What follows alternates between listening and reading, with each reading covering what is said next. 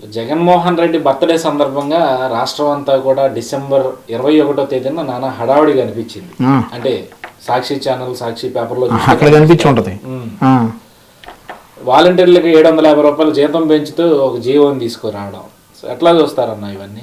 750 రూపాయలు మాయేగా, మా సొమ్మే కదా 750 రూపాయలు. ఇందాక ఏదన్నావు హడావిడి కనిపించింది రాష్ట్రం అంతా అని. ఎక్కడ? అంటే పేపర్లో, సాక్షి పేపర్లో 100 కోట్ల రూపాయల ప్రజాధనం వెచ్చించి వివిధ శాఖల నుండి సాక్షి పేపర్కి జగన్మోహన్ రెడ్డికి బర్త్డే గిఫ్ట్ ఇచ్చింది మన వైసీపీ. 100 కోట్ల రూపాయలు ప్రజాధనం వెచ్చించి యాడ్ల కోసం అక్కడ కనిపించుంటుంది హడావిడి. 100 కోట్ల రూపాయలు ఖర్చు పెడితే ఆ మాత్రం రావాలి కదా బ్రదర్. ఆ 100 కోట్ల రూపాయలు నీ నాయి అందరి డబ్బులు వెచ్చించి సిగ్గులేదు? నువ్వు చేసుకుంటే నీ డబ్బులతో చేసుకో.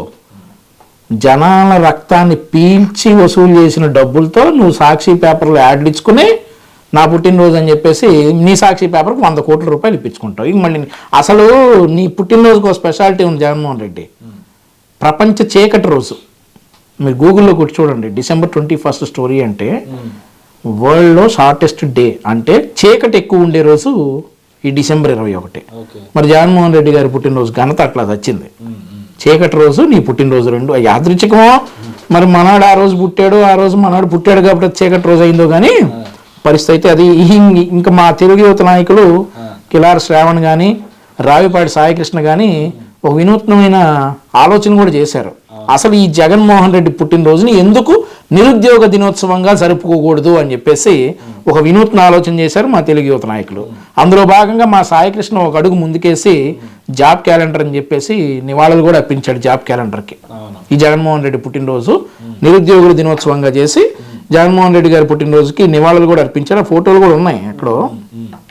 సో అలా ఉంది మరి ఇతగాడి ఘనత. అంటే 2 రోజుల క్రితం రాష్ట్రం 10 లక్షల కోట్లు పైగా అప్పులు తీసుకొచ్చేసాడు జగన్మోహన్ రెడ్డి అని చెప్పి మన తెలుగుదేశం నాయకులు కావచ్చు, లేదంటే కేంద్ర వర్గాలు కూడా చెప్పిన పరిస్థితి.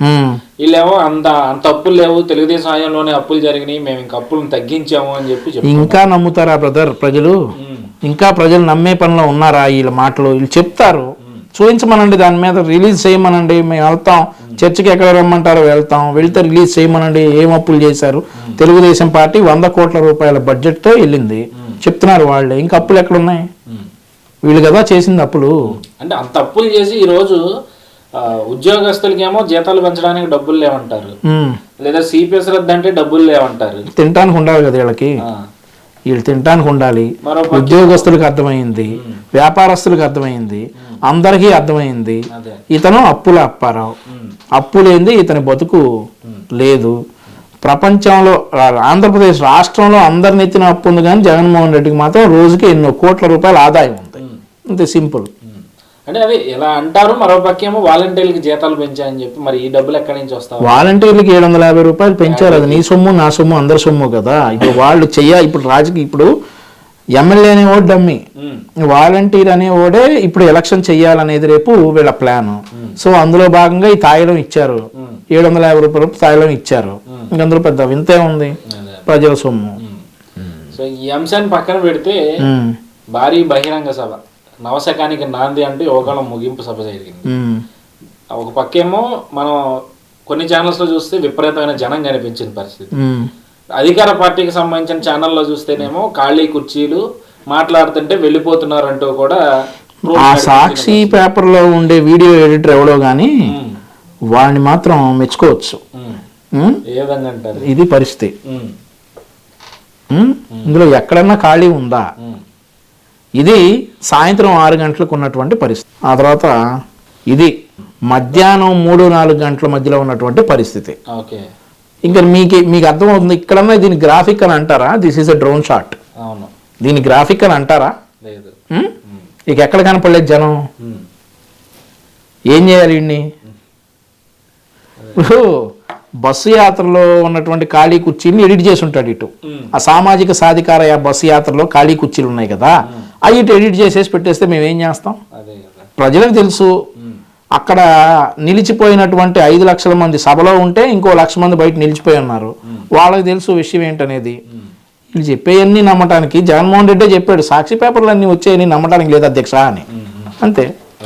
సభ ద్వారా లోకేష్ గారు యుద్ధ పేరు మోగించిన పరిస్థితి, దానికి కొడాలి నాని కౌంటర్. ఈ కొడాలి నాని, ఆ కుక్కల నాని, నక్కల నాని, పేరు నాని ఇవన్నీ తీసేయండి. ఇంకొక సింపుల్ ఎగ్జాంపుల్ చెప్తా.